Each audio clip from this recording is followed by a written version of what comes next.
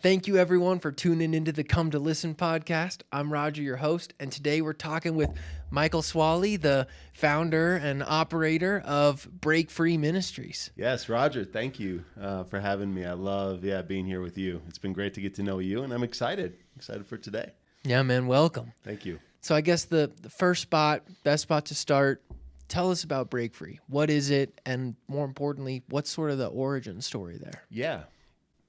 So we see in urban communities, there's generational brokenness. And this is global, right? Every major city around the world, you see these communities generationally broken. And usually it's family brokenness, our most intimate community. And it's usually deep father wounding or father absence is at the root of this brokenness. And so Break Free exists in order to bring generational healing. And we say through gospel identity, which I know we can break down even more, but generational healing through gospel identity by multiplying the church in local hip hop communities. And so that's big picture who we are as Break Free, that we want to see this healing come. And we see it's going to come through community and through the gospel. And we get to focus in the hip hop community. Yeah. Yes.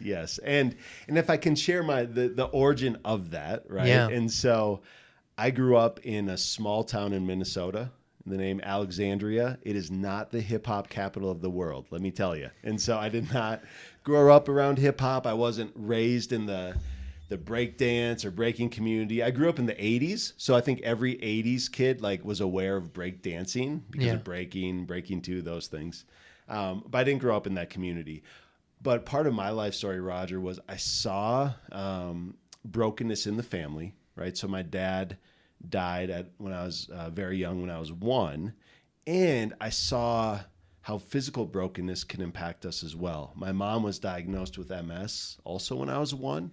And so those two things showed me what brokenness can bring, right? And the hurt that it can bring. So I saw my mom physically just struggle. And then for my sister and I, with an absence of the father, we really missed out on that dynamic of the family. But what we had, Roger, was a really loving, dynamic church community in our lives, a community that loved us well, a community that met physical, spiritual, emotional needs. And so for me growing up, when this community shared the gospel with me, I believed it right away because I saw the love that they had for me. And so the gospel made sense, of course, right? When we talk about community and love and God's grace, those things were demonstrated to me in this community. And so I believed God used that for me to believe. So at the heart of who I am, Roger, I've seen both the pain of generational brokenness, but I've seen what a really healthy, loving community can do in the midst of that and the healing it can bring. And so those two things are part of my life story. And throughout my life, I started to interact with the hip hop community shortly after college. I learned breakdancing as a hobby, like a fun, challenging thing. But then when I actually saw, wow, there's an underground hip hop community where there's breakdancers and DJs and MCs, right? The rappers, there's graffiti artists. There's actual community in major cities that they meet consistently. I started meeting with them and hearing their stories. And their stories were similar to mine in kind of the generational brokenness, right? Deep father wounding, broken families. But there wasn't this really incredible, dynamic, loving community, right? The church wasn't reaching these men, mostly men, I'll say men. Yeah. Hip hop community is like 95% men. And so they were repeating that process. This is what they knew growing up. And so that process was generational, right? And it was repeating. And so that for me was how I got in to Break Free. Their deepest hurts resonated with mine. And then I had the hope of the gospel, which we could bring, which really no one was bringing at the time. Yeah. Yeah. So wow. that was where it started. 2005, it started in Melbourne, Australia. And that's the How'd you start in Melbourne? Yes, right? So from Minnesota to Melbourne. We actually, as we're in Colorado Springs, after college, I came out to focus on the family out here in Colorado Springs for an internship, and they had a program for postgraduates. And then myself and a few others, we just wanted to go to Australia. We just said, you know what? We're free. We've heard great things. And Focus on the Family had a branch, or has a branch, in Melbourne. And so they needed volunteers. And so we went to volunteer and focus on the family. And so we lived right in the heart of Melbourne. And I was working out at a YMCA in Melbourne, and I saw about 20 guys breakdancing in the corner of this gym. And so I thought, well, I can do that. So I went over there. And had you already learned some breakdancing? I learned, yes. So I learned in college. Again, just kind of picked it up as a fun hobby. So I knew it. And this for me, though, was when I talked about really seeing the underground community. This was my first experience. I was like, wow, here's 20 guys breakdancing. I can do that. Why don't I go with them? Yeah. And I learned it. But then I started to hear their stories, right? And I think, I know you're passionate about community, right? And so to be able to sit with people and to listen, right? It's rare at times in our day and age, but to be able to ask questions and actually really listen. And so I started asking these guys just questions and started to hear their story. And again, that's where their story really resonated with mine. But as someone who grew up in the church, as someone who had been saved, right, adopted into the family of God, I was a child of God. My faith has always been a big part of my life. I realized again that the gospel was not being communicated to these men. So here I was. Yeah. Here I was, right? So, right. Because I could break dance and because I could be in their vicinity, I could start sharing, that story with them. Yeah. It's like you had a common language. Yes. So it was immediate walls down. Immediate walls down, right? And there is something about when the physical expression of dance, right, is very universal. Yeah. And to have that as a starting point, it did bring down a lot of walls. Yeah. And so to have that physical outlet, and then within that to start to share and to hear emotional and spiritual things, it really, surprisingly to me, I didn't expect this, Roger. I did not set out to be in a hip hop ministry. Yeah, that was right. not, my dream. That was not my vision. But, just taking those steps in front of you, what's next? And to see the people in front of you. Do I care enough about them to just start asking questions? And from those things, right, Break Free was formed. Yeah. Yeah. Can I share one other thing? Please. With that. You could share a million other things. Million. Great. While I was in Melbourne, and this was not my vision, right? I was thinking I really enjoyed numbers, accounting, Excel, still do.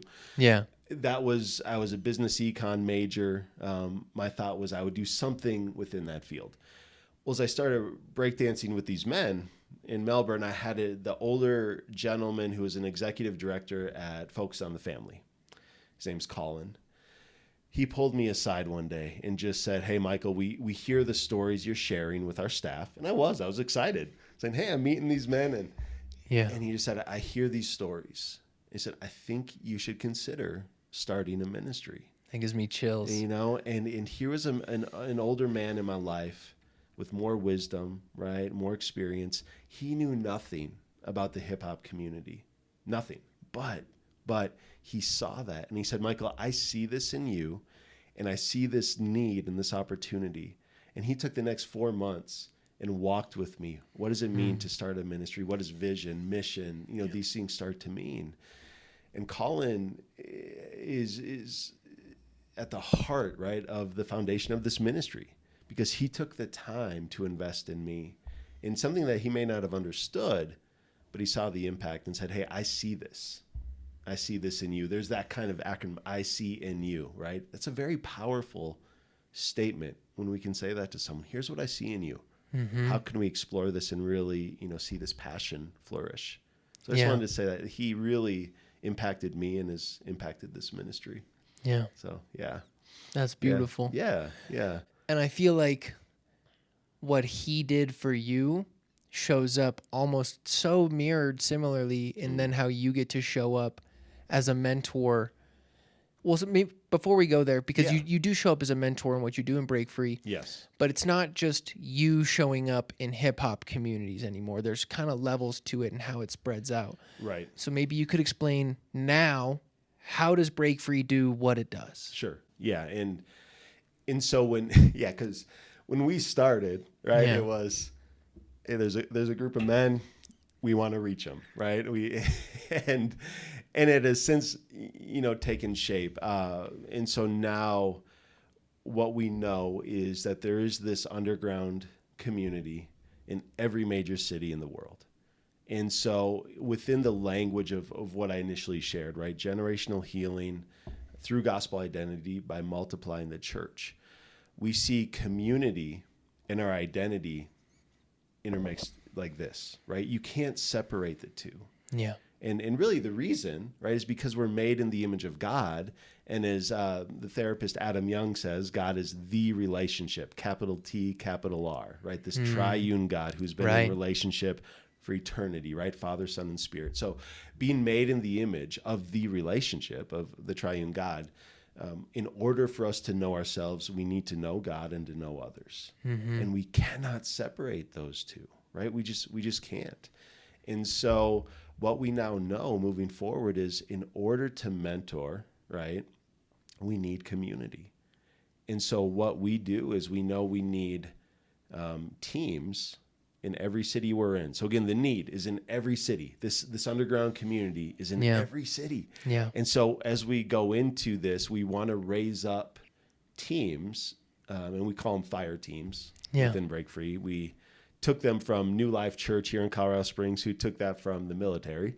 Gotcha. And so these small groups of teams, because we know we need to be known in community in order to reach, others. And so we know the spots in all these cities. There's these spots where these men are already meeting. So we go as teams and we start to get to know them, get to know those stories. But then we have a plan. Like, Roger, we do have a plan for every city to say, how are we going to bring someone into community? Right? Because we believe in order for them to really know who they are, in order for them to know that they need to know God, they need to know others. And then in that, they get to really identify, with who they are. And so that is something we've developed over the years. And so again, as we say the church, we want to multiply the church. There's a lot of images that people have with that, right? There's a lot of things. So we're not looking to plant buildings and, and to raise up, these massive structures. Really, the church being the people of God, right? Those with the Holy Spirit in them. That is the church, right? The spiritual family, brothers and sisters, right? Who have been adopted into this family. That's what we want to do. And so wherever they're meeting, we want the church, that spiritual family, to be there. Right, so there's practice spots all over Colorado Springs, Denver, Boulder, Fort Collins here, in Colorado. So we want the church to go there, and for these men to experience the love of God in community. It's like just like I did. Yeah, growing up, right? That was the reality of God was seen within the community of God. Yeah, and in 1 John 4 it says this, right? That not that we love God, right, but that He first loved us. Right, so that's an incredible demonstration of love, Him coming to us, right, in great sacrifice, and that's how He did. But then it says this, now that we've been loved in this way, love each other in this way. He says, no one has seen God, but when you love each other in this way, God's love is known, right? And so it's within that community where God's love is seen and known. So it's not just some ethereal, concept in the sky. God's reality is seen within the community. And so we want to bring that.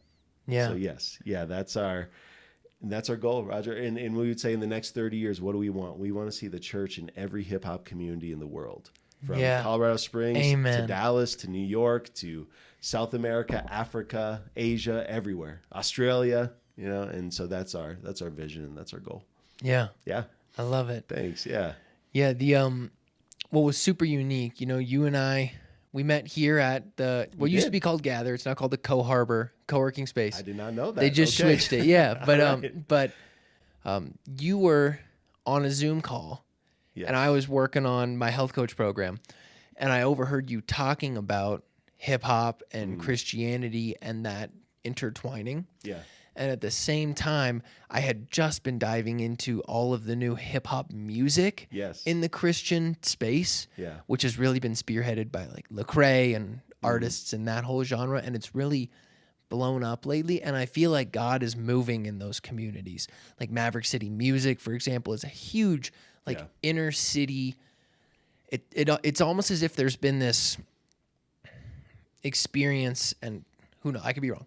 But I feel like Christianity has felt less accessible in the past for people who live in those inner city communities. Yeah.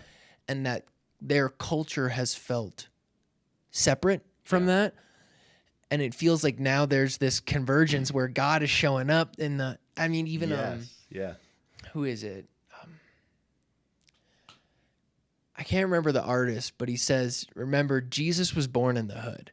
I think it might have been Holvey. But basically it's like God is not trying to be in an above power structure and speak down to you about your life. God is here to be with you in the trenches and experientially there. And like you said, relationally there. Yes. So kind of going with that. Right. What are some of the stories? Like what have you been experiencing in this? Yes. And Roger, I mean, that's such a great illustration of love, right? It's to communicate in love is to communicate to someone in their language, right, where they are, right? As a father, when I communicate to my children, I do so in a way that they can understand, right? And so if my son who's 6 says, Daddy, how much longer do we have in the car? Right? I could say, well, 10 minutes and 15 seconds. And that would be, yes, true. Or I could say, oh, you know what, Eli? An episode of Bluey or, 3 of your favorite songs, right? Like in ways that he can then understand and somewhat grasp, right? Because that's at the essence of love, that we consider the audience and speak in a way that they would understand, right? So we go to them. So I love that you brought that up. I love that you brought that up. And that's really at the heart of why we go to where these hip hop places are already meeting, right? For us to invite these men and women, right? But again, mainly men, and say, hey, come to where we are gathering on Sunday morning, right? So here's the church, and I want you to experience the love of community. Come to where we are. They're not going to come for the most part. Or if they do, it'll be at great risk and sacrifice to them because that's not a safe area for them, right? It's just not. And so to demonstrate that love, we're going to say, no, we're going to come to you in your context, right? And what you said with hip hop music, seeing these men and women using this genre, right? A genre that is known, that is accessible, right? That is understood to many. That's a demonstration of love, right? Just as to learn a language is a demonstration of love. And so we have seen that produce incredible fruit. I'll just share a story from Yaoundé, Cameroon, West Africa. There's a big hip hop community there. Yeah, wow. And what they have seen was the church, kind of the official structure of the church, almost rejecting these people. Or if they did come into their facilities, their buildings, they would need to change before coming in. Right. And so what we have seen is we hold these gatherings right at these practice spots where guys are dancing, right? And then they can come with food and listen, right, to people who are with them at the spot. And they've seen incredible growth. They've seen incredible growth, Roger, where they're meeting at these 3 different spots, and we're saying that is the church. Yeah, right? wow. Meeting right there, right? With the music going on in the background, but they're eating together. But they're hungry, though. Not just hungry for the food, but hungry for the word, hungry for the Bible, because they are hearing, again, of a God who has made them with purpose and identity and dignity, and has made them to be with others. And so we're seeing that in Cameroon. When you first heard me talking, I was talking to a guy in Ukraine.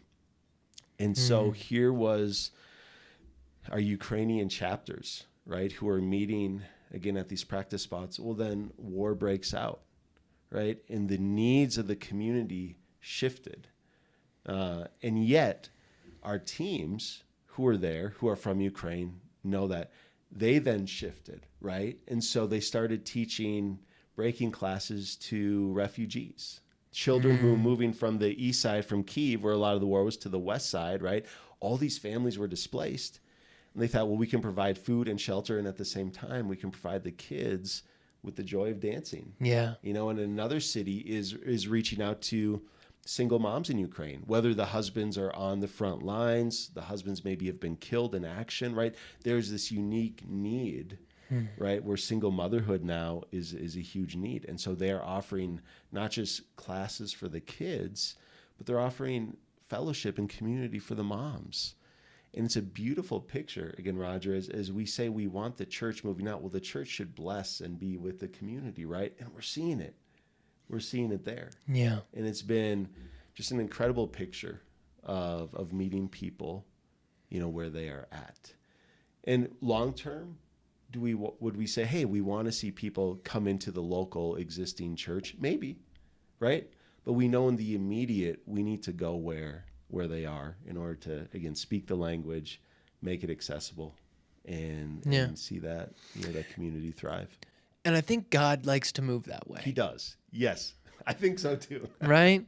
Yes. Like God's not sitting there. Right. I mean, there's a lot of value in the large organizations that do provide the gospel in more structured ways. I think that there's, at the end of the day, putting a Bible in someone's hands is awesome. Yes. But God loves meeting you as an individual because he's so infinite. Yes. He loves to show up in these small spaces for people. He does. And the thing you touched on about relationship and about how people are wanting it, thirsting for the Spirit of God. Yeah. It's so true because we all have that relationship. Yeah. And you can feel it. And people who don't have that in their life, maybe just ignore it. You know?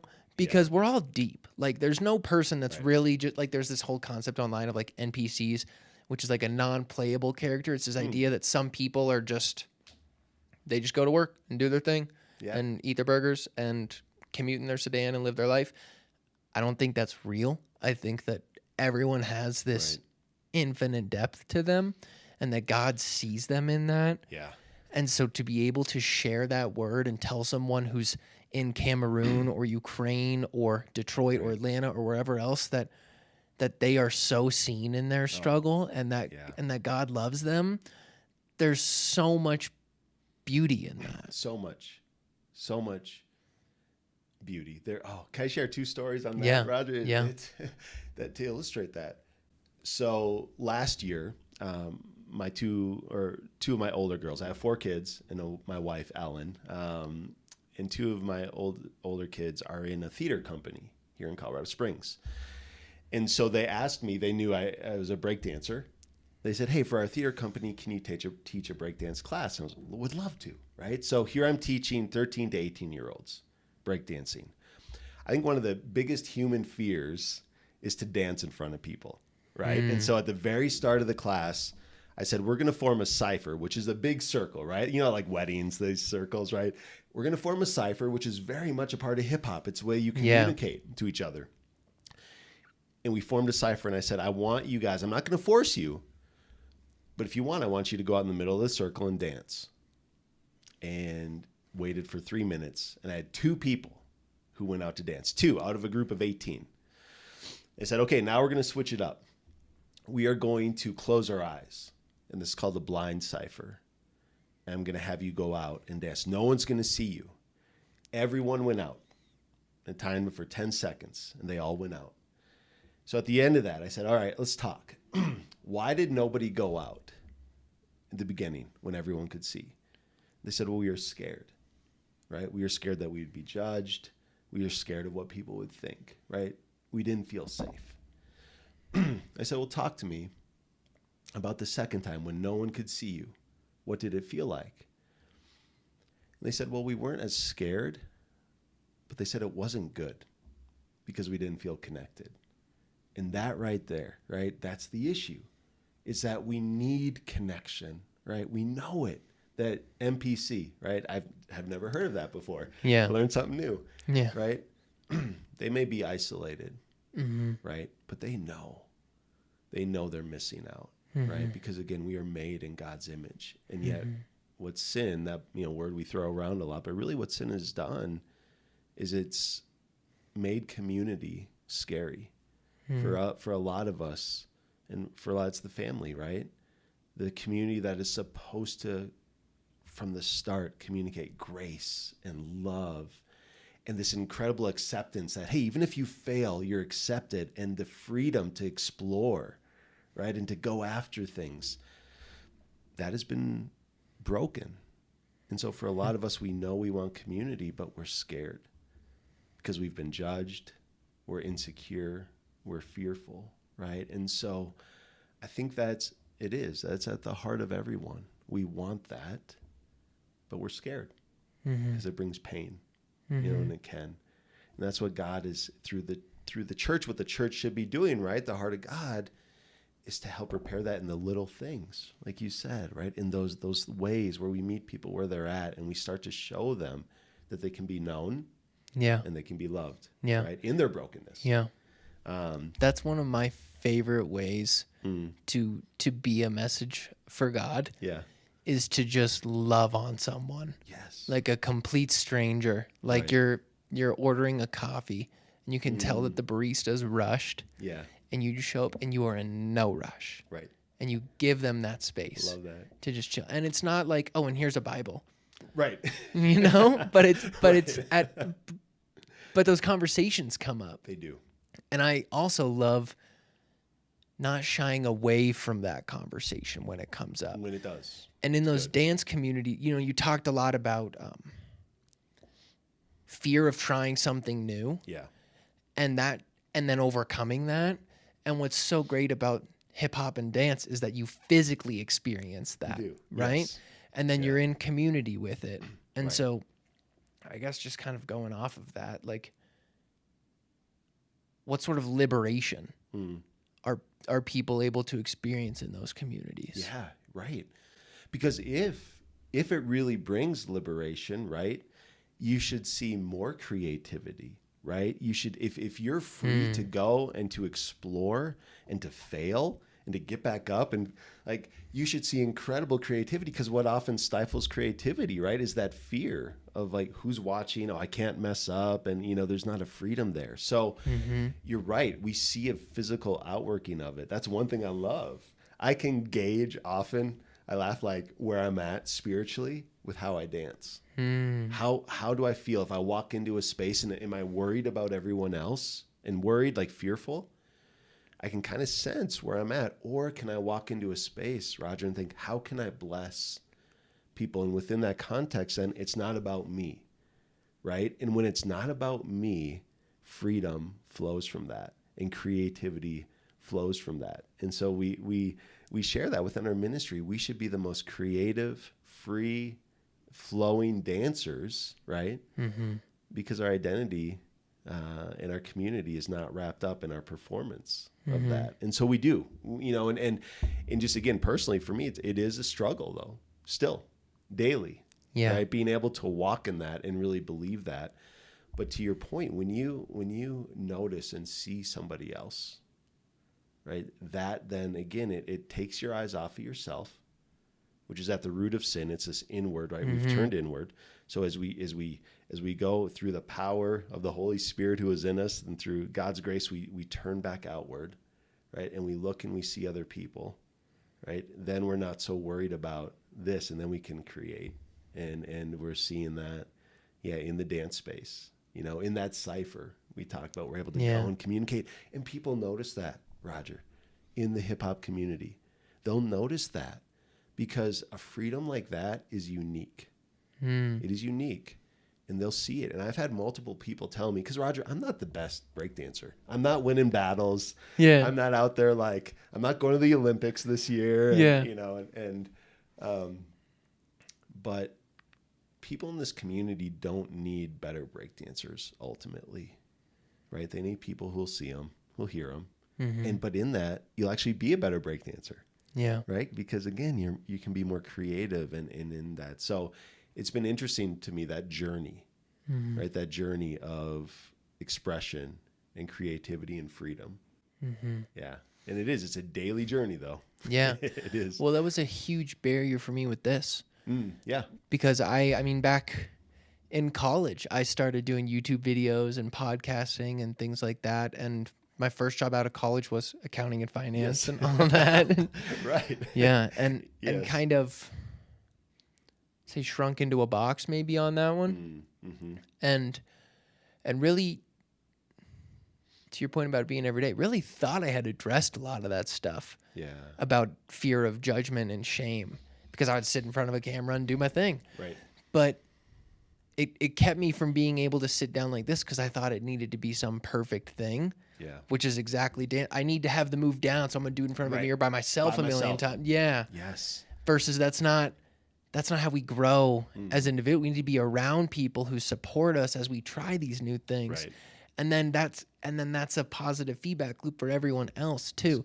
And you're right, when you see that spiritual liberation in someone where they're just fully doing their thing and they could care less what someone thinks about it. Yes. Everyone resonates with that. They do. Yes. That is a great way. And I must say real quick, accountants, financial people, that's what you're called to. Awesome. Yeah. Go God do it bless creatively. you. Yes. We were not. Right. But I love that. I really do. Yeah. I really do. And now look at you. I know, right? Yeah. And it's a blessing. And it's not about oftentimes we like to look at where we've come and where we've gone and where we're going. It's about the process. Yes. Right? Yes. Because that's where God meets us, is in that present lived experiential moment. Yeah. Yes. And it's so, again, funny you bring up the kind of the mirror aspect, like learning to move in front of a mirror. Or you can go on YouTube now and find every breakdance tutorial you want, right? Mm-hmm. You can tell someone who's learned in isolation, right, compared to someone who's learned in the community. You can see it. Mm-hmm. And the move may even look very much the same, but you can tell when someone has learned within that, and that process has been within that community. Yeah. So it's a interesting dynamic that you see within that. Mm-hmm. And so very quickly, I want to bring students. That's why I did the cipher in that class, right? Let's bring people in the community, just to be able to experience it, right? Yeah. So it's Another thing that I think is so unique about dance is like when I think about other physical endeavors, like I'm gonna go play tennis later today with some friends. Yes, nice. And there's a lot of creativity there, but there is. But dance, even more than like the UFC world, like dance is wide open. There are no boundaries about what you can and can't do. Right. And I think that really translates to life skills as well. So what happens when people start to kind of thrive in that world? Like how does dance as well as God impact someone in their life? Right. Yeah. And that's a great picture, right? Because there's an infinite like amount of moves, right, within the canvas of dance, right? Because even the same move in a different body looks different, right? You're taller than me. Yeah. The moves you do, your windmill will look different than my windmill. Yeah. Right. And it's an incredible thing. And so as you start to move and to see yourself within the bigger context of this dance, right? And even within every kind of discipline of dance, there's like this infinite, right, array of moves and different things you can do. And at times it can be daunting, right? You know, that can be hard. But as you start to see and start to learn yourself, as you start to learn the basics, and that's where when we teach, right, we do teach these basic steps, right? We're like, okay, you want to learn this because this is actually going to give you freedom as you grow. And now as you learn that, now make it your own, right? Take off with it and move and go. And I think in the same way, as you talked about music before, as you look at the New Testament church, God never instructed them on here's the instrument you use, here's the melody you play, here's the dress, right? It's no. Why? Because it's an incredible thing what cultures will do with these larger truths, right? But what did God say? He's like, love me and love others. There you go.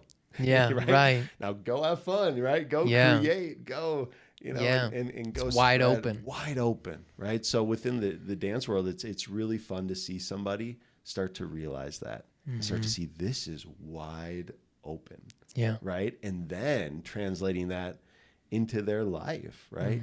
This is wide open, right? Like, yes, I'm, called, yes, I want to love people well, and I want, but to walk into how you were made, right? To walk into that, it's an incredible thing. But we see it in dance, and you can see it, right? You can see it for people who are operating within a very narrow structure.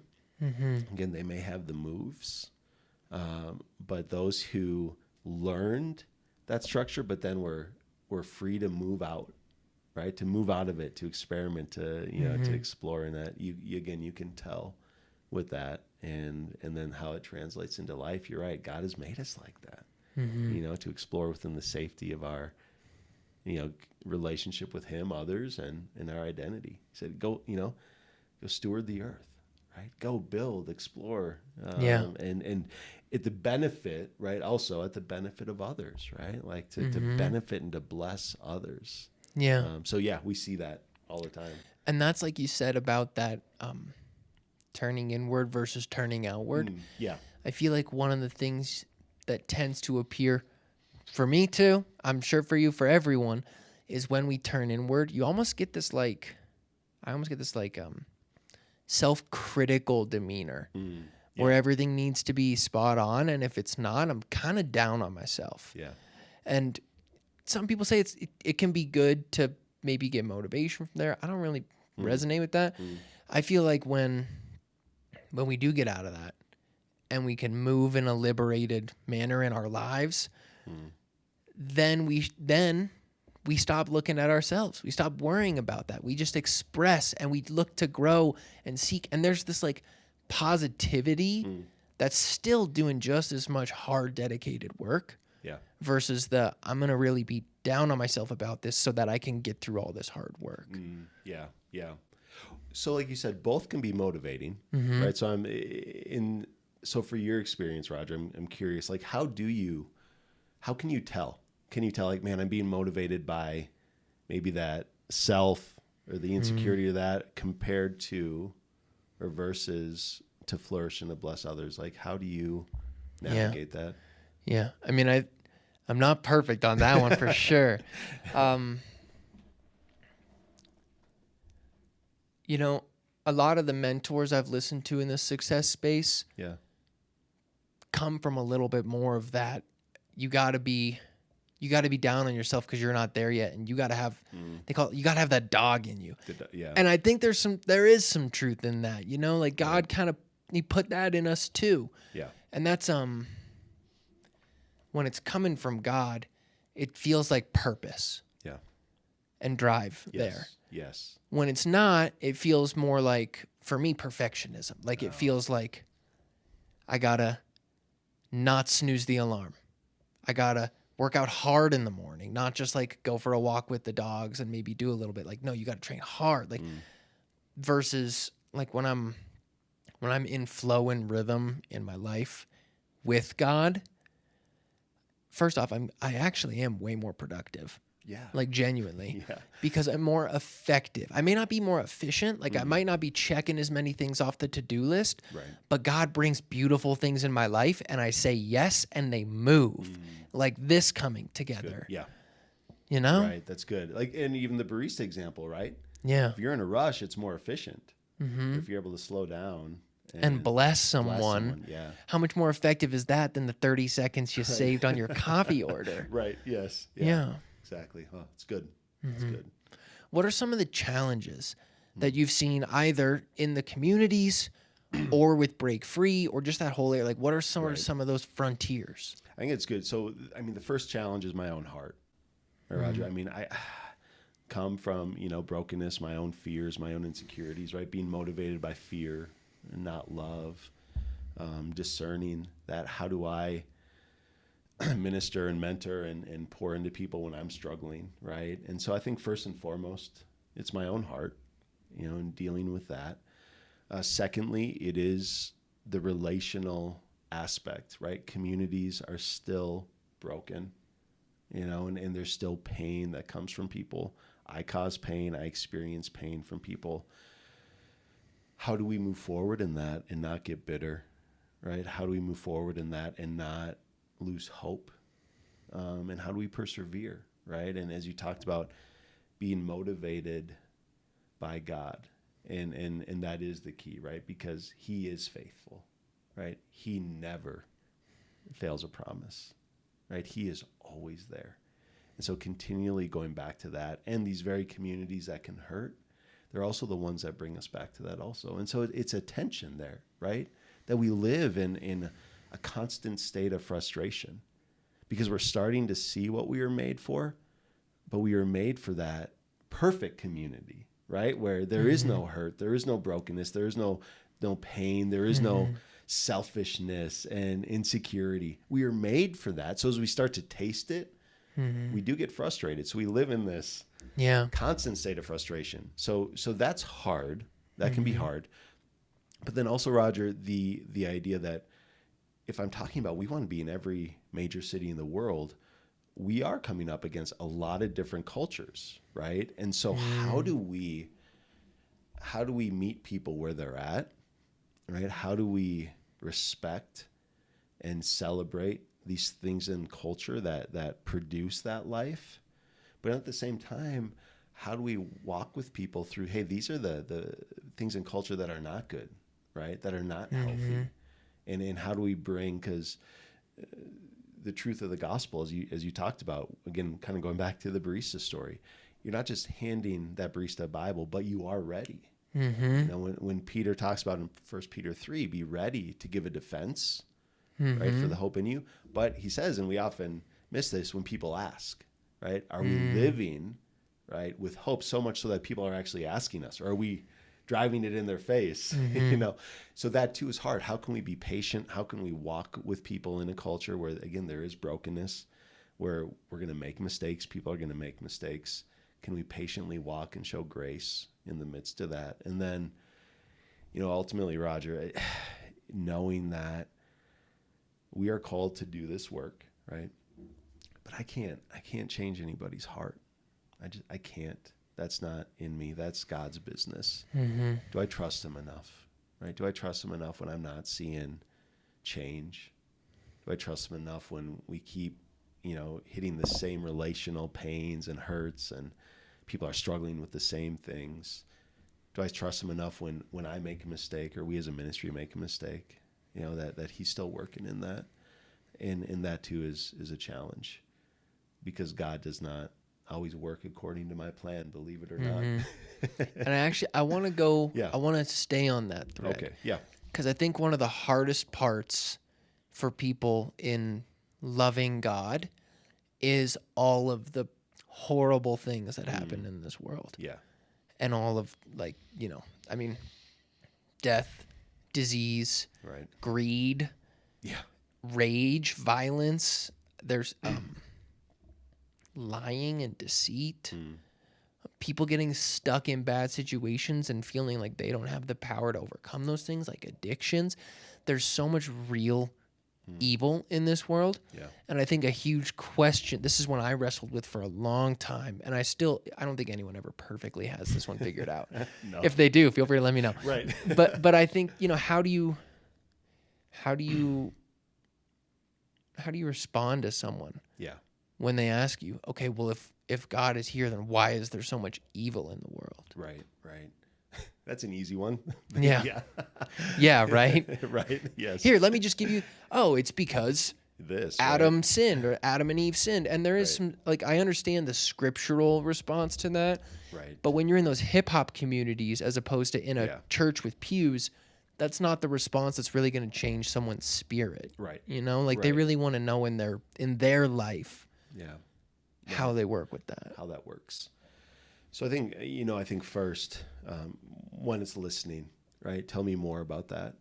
Why is this hard for you, right? And so there was a man I was in Cameroon last year visiting our team in Yaoundé, and I had to have a translator because I don't speak French, but it was listening to a story of a man who struggled with the fatherhood of God. How can you call God Father? Well, I heard more of his story, and he came from a polygamous background. His mom was the third wife of 6 of a husband, right? And so father for him was not this positive term. And so, yes, I could have taken him through the story of Adam and Eve and this, you know, But no, I want to hear your story, right? Swalley, tell me your story. What's your father experience? And hearing that, and hearing his heart, and getting to walk with him through that. And so being able to then share of a God who entered into, right, this mess and this pain, right, in the person of Jesus Christ. And then as you hear someone's story, right, and then again being ready to share of God's love, it's that much more impactful. And so, we serve a God who entered into this and experienced pain, right? A God who was hungry, who was thirsty, who is betrayed, right, by a close friend, who experienced relational pain, right, whose disciples fled, right, who was on a cross and in both physical and spiritual, and then, right, experiencing separation, right, from his Father.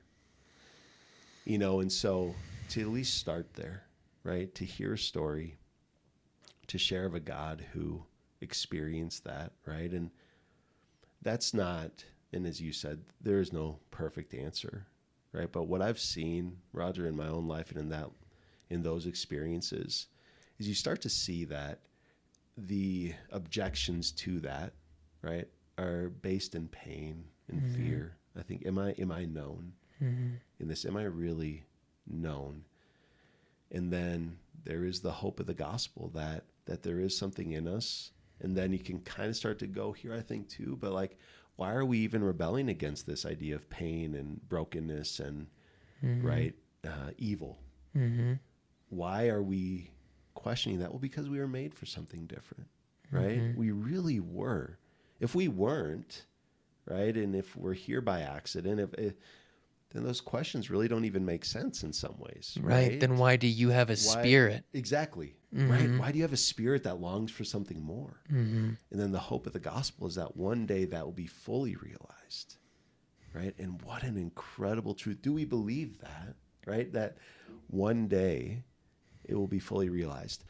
But even in saying that, Roger, with all humility, the pain is still there, right? That doesn't take away that pain, and I still have questions on that, right? I really do. Yeah. And yet, I think to enter in healing, I just heard this, right? Healing comes through connection, right? The opposite of trauma is not no trauma. The opposite of trauma is connection. Again, that's Adam Young. I want to quote him and give him credit, but it's connection. And so the more that we're able to connect in empathy, right? It's interesting. And I don't know what your experience has been, but in mine, those initial questions start to fade away, right?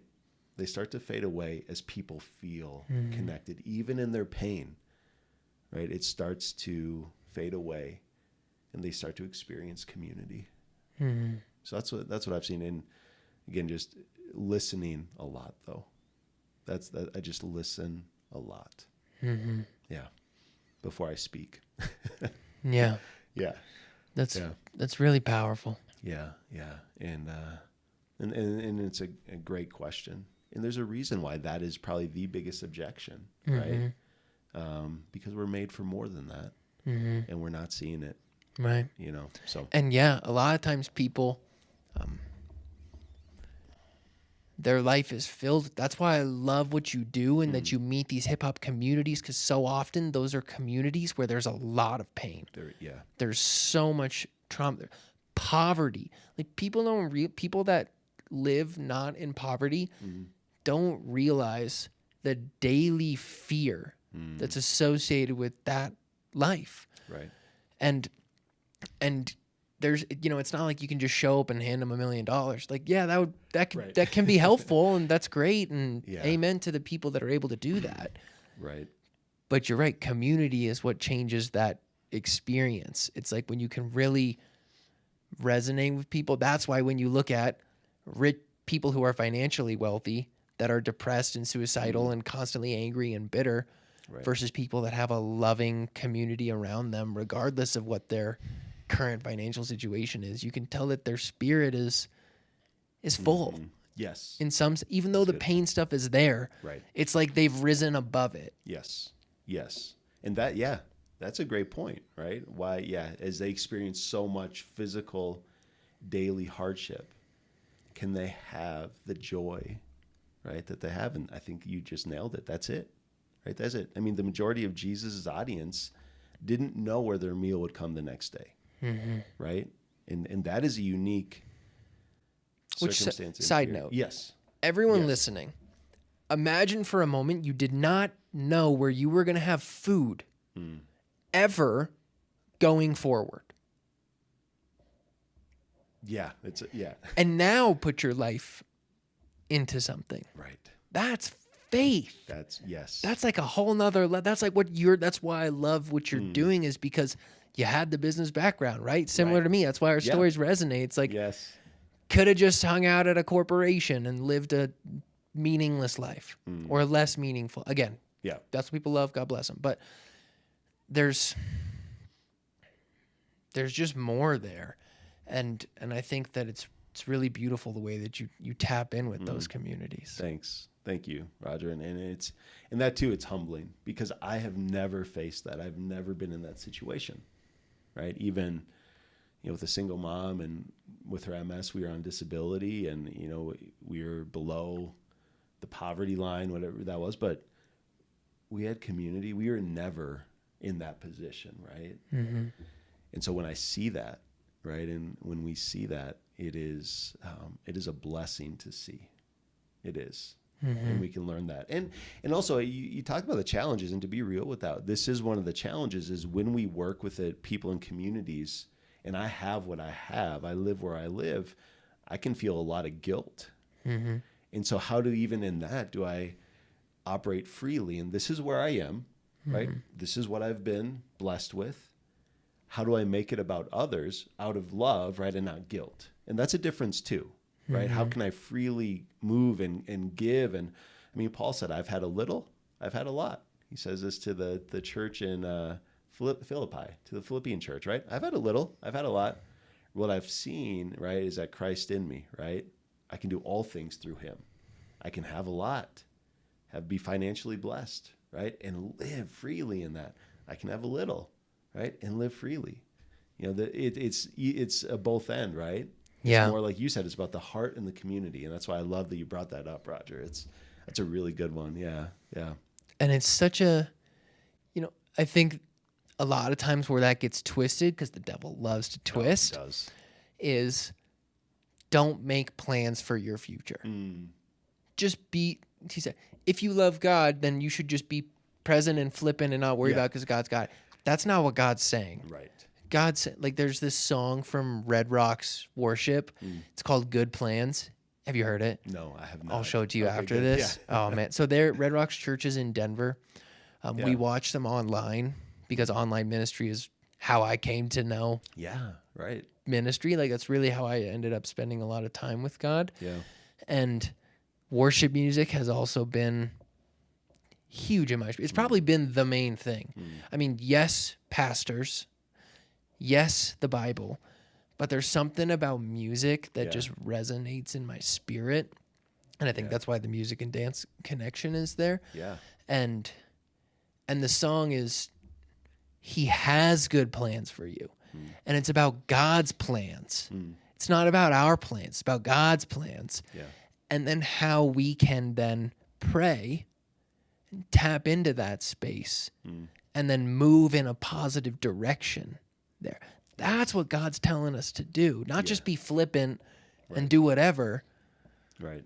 Yes. So how does that show up for Break Free? How do you make progress and plan, but be prayerful and effective in God's vision for it? Yeah, right. And I think, you hit it right there.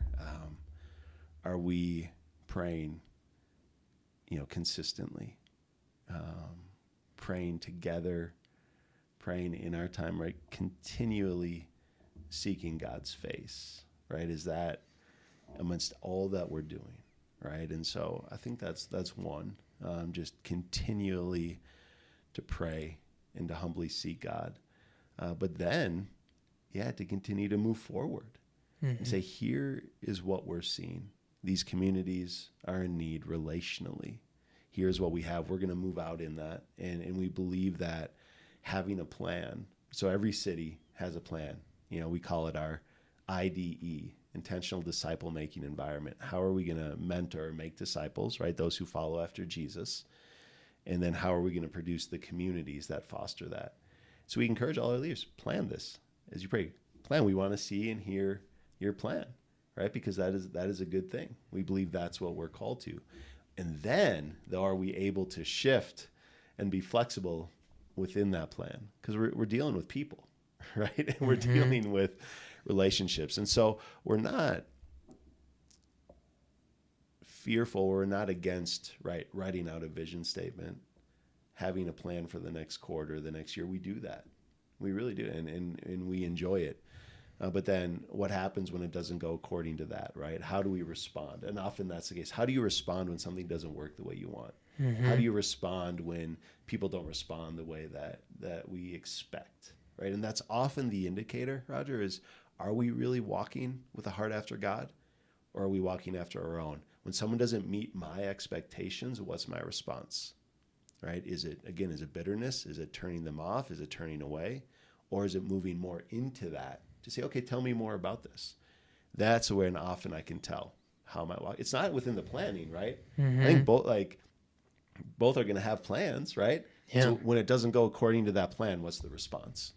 That's going to show how it is. I mean, Paul said, right? I worked harder than anyone, yet not me, but God's grace in me, right? He worked harder than anyone, yet God's grace in him. And so when we see that in the life of Paul, being able to move flexible, and be flexible in that. So, and that's difficult too, right? It's easy to be flippant and to call it godliness. And again, I think you hit it right on there. The enemy loves that, right?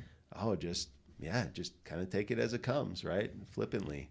And there is a difference there. So I think plan, but then when it doesn't go according to your plan, what's your response? Yeah. And to your question earlier about like for me and my individual experience with that, it's exactly that, right? So it's like if you set standards for yourself, when I set standards for myself and then don't meet that level of expectation, am I self-critical and demeaning and berating? Or am I going to follow that deeper? And ask why? Where is that coming from? That makes sense. And really be in that space, because that's where God likes to work. And really change us. And be with us. Can I ask you a question on that? You had mentioned a phrase I hadn't heard before, and I think you said the success world, like with the different podcasts and different things. I think of that as well. How do we define success? Could you expand on what you meant by that phrase, and then how do you view success? I'm curious. Yeah. When I think of the success world, what I meant is there's a lot of people that talk about leadership, business success, and personal excellence. And so I think of people, I'll name a few names so that if people want to look further into them, they can.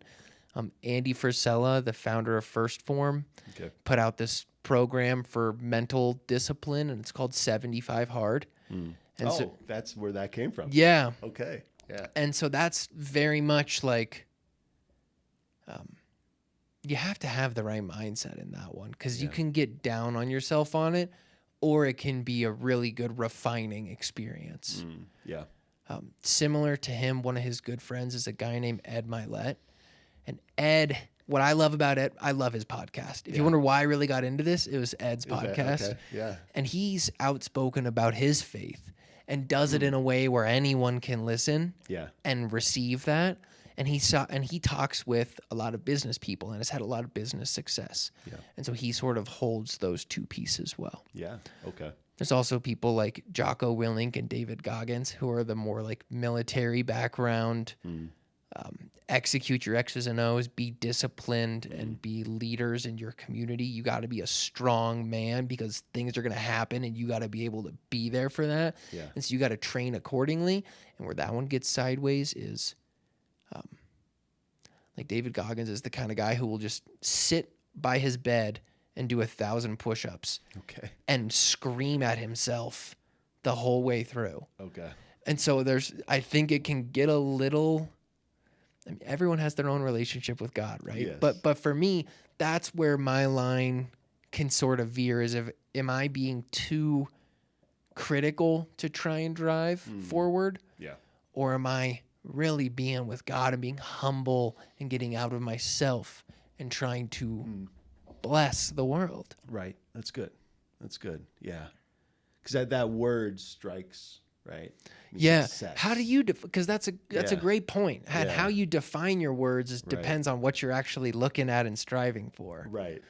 Exactly. And yeah, even as we're talking now, again, we've both mentioned, business and finance, and I think it goes to being faithful to what is God calling you, who has He made you to be, right?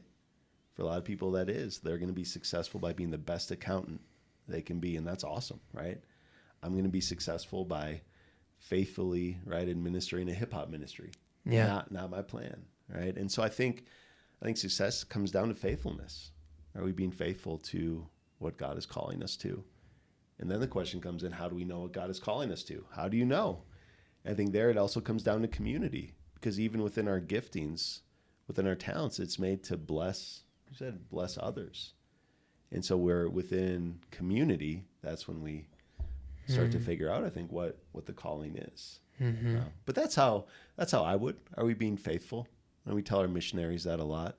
We're not going to ask you for, in the Christian world, like the number of salvations, right? It's often a question. How many salvations has your ministry produced? And that's not a question we ask our missionaries. It's, hey, are you being faithful? And for us, our measurable for faithfulness is, are you around the community? That's it. Are you around the community? We believe if that's happening, then God's going to work. Yeah. So, yeah, I wanted to share one other piece I think really ties in with this. Yeah. There's another guy in this Co-Harbor community named John, and he'll be on this podcast soon, but he he tells this story of he was a teacher in Fort Collins, and he and one other teacher, what they were known as the people who went and intervened in gang violence in the city. And this one teacher, who was his friend in particular, was like the guy that everyone who was in those the school was a safe haven for gang community in minor individuals to go to school. And it was known that like you don't engage in gang violence in that area. And this guy, Tim, was known almost as like one of the OGs, but so respected. And he tells this story of there was a fight going down. I'll have him share it on this podcast. It's going to be awesome. Yeah. But there was going to be gang violence going down. Yeah. And so Tim turned to John and said, let's go. And so they show up at this gang fight, and everyone's got bats and chains, and they're ready to really fight, like violent, like it was going to be bad. And just by Tim showing up there, everyone goes, oh, can't happen today. Wow. Yeah. And so you talk about just being in the community. Yeah. And I think that it's exactly that, right? Yeah. Like the whole thing shifts just with that presence. Yes, exactly. Yeah. That's incredible. I can't wait to hear that. Yeah. Podcast. Yeah, right? Yeah, that's good. Wow. Yeah. That presence, that being there. And that's what God does. Oh, yeah. God's not going to come in and solve our problems. Right. I think initially when we get a relationship with Jesus, that's what we think it is. Like, okay, cool. Yeah, right. We're good.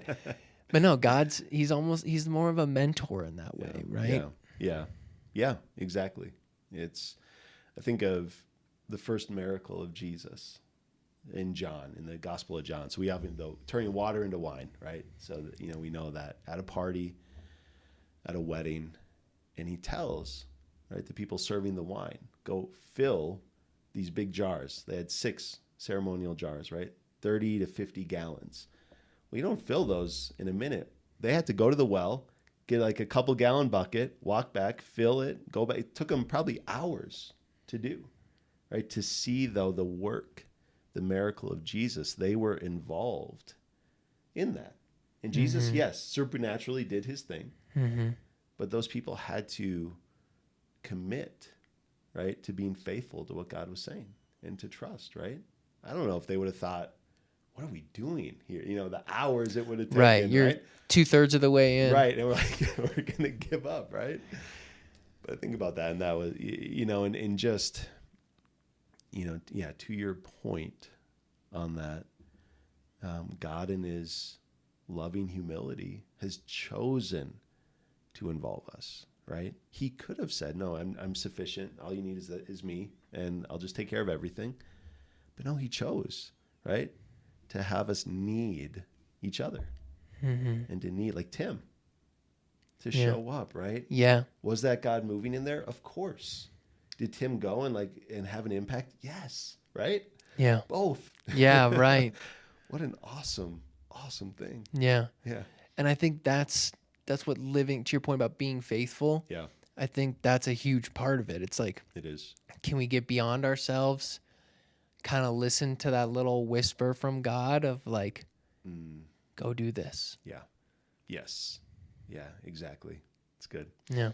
Yeah. Well, how can people get plugged into Break Free? How can people maybe follow along with what's going on? How can they invest in what you're doing?